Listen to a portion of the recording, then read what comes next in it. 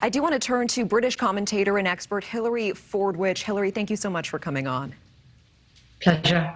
Ghastly circumstances. I know. Under better circumstances. You know, Hilary, it is officially no longer Prince Charles. It is King Charles III, and he is the longest-serving British monarch in waiting, in that he's been heir apparent since he was 3 years old. He is 73 now. What kind of king do you think he would be? Well, there's been lots of speculation about that, and he has declared, and I think we can take him at his word, that even on the BBC, an interview a little while ago, he said, "I'm not stupid." In other words, he knows that now he has to be politically neutral. That's his constitutional duty, to rise above politics. And I would say, actually, if I might add, it's one of the reasons that the monarchy has remained so popular with such a vast swath of the population, not just of the British Isles, but throughout the Commonwealth.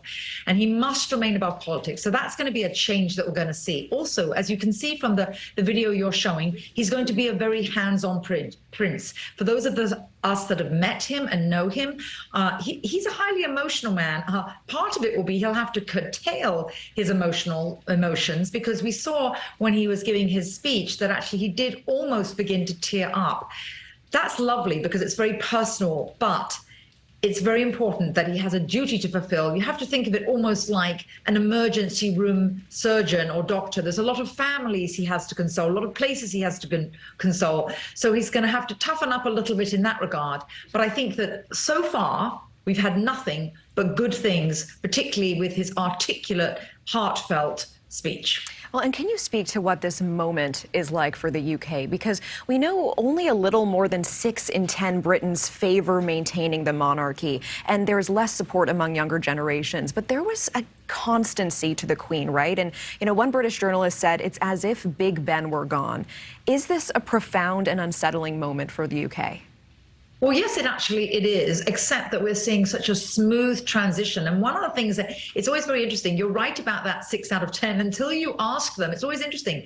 Read the statistics about when you ask them the follow-up question, then what do you want in that place? Not everybody is totally supportive of the monarchy, obviously, but when you ask them what they want in that place, think about how Americans think about our various presidents. You know, you might love Obama, you might love Trump. I mean, it's so polarizing. It's lovely to have a head of state that isn't polarizing. So that's the most important thing Prince Charles has to do, is not be political, so that he's not polarizing, so he can be a head of state that can rule all of the people and reign over all of the people, and everybody will accept him. And now to the last point of your question, though, I do think for everyone, what is unsettling is that, yes, for certainly all of my life, anybody who's under 80, really, they were very small when the Queen came to the throne, this is all they've ever remembered. So many people have said, and this is what I think is very poignant here, Natasha, everybody throughout the British Isles can relate to, and I think globally, it's a generational thing, isn't it? So people think about their grandmothers or their mothers. Oh, she was like that. Even Biden, President Biden said, oh, she was like my mother. President Trump talks about his mother and watching the Queen. So Prince William, now Prince of Wales, he actually said, for our generation, he outlined what his generation would be standing for in his letter. And the Queen, when she first came to the throne, remember when she was before she came to the throne, when she was a young girl, she even said to those evacuees, our generation is going to be the one that enjoys the peace. So I think it's a generational feel that you relate to the royal family. And what are some of the biggest challenges that King Charles will be facing in the coming weeks and months? Oh, goodness, it's going to be a lot of them. Where do I start? There is an energy crisis, very serious, throughout the UK. That is, the UK certainly hasn't been able to obviously transition to wind or solar like anywhere in the world quickly enough. And so absolutely ghastly. They've initiated a £150 billion, which is about $174 billion package to cap household incomes. That was announced by Liz Truss, is the new British Prime Minister, that the Queen actually just met with on Tuesday before she passed.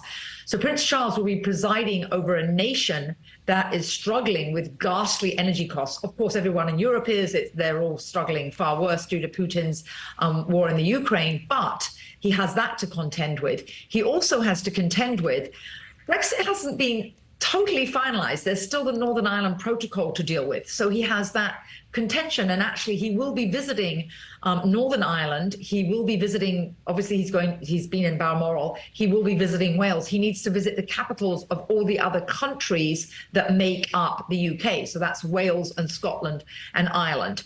So he's got those Northern Ireland Protocol issues to deal with. Let me see what else I could go on It's a lot. It sounds like an awful lot. Hilary, I do want to ask you one more quick question.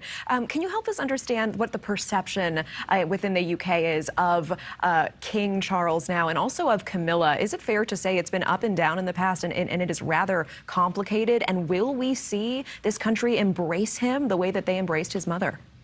Gosh, the last quick question, it'll take me hours to answer that properly, Natasha. But quickly, a few things here. Okay, the Queen had always enjoyed an over an 80% approval rating, and Prince William has always, and now Prince of Wales, has always enjoyed an over an 80% approval rating.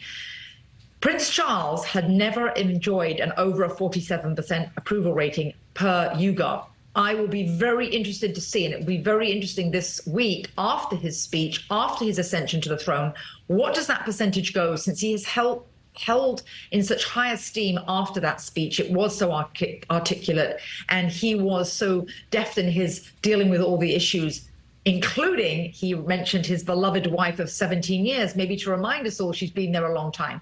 So now to the last part of your question, it's been up and down. What has been consistent, though, is, I will say, Consort Camilla, who's been by his side. She's been a very good influence on him. I think most people see, and it's purported that he has become a better man, a better prince, and will be a better king due to her. And her dedication to duty is something that the British and throughout the Commonwealth people admire and respect. I think very few people don't admire a dedication to duty, and that's what she's done. She kept her nose down, she didn't whinge, she didn't whine. So I think she's going to be more accepted, Natasha, than she ever would have been before. Let's see this week where those YouGov poll results go to. Hilary, this has been enormously helpful. I have a much better understanding of all of this. I certainly appreciate your time. British commentator and expert Hilary Fordwich, have a great evening. Thank you. Natasha.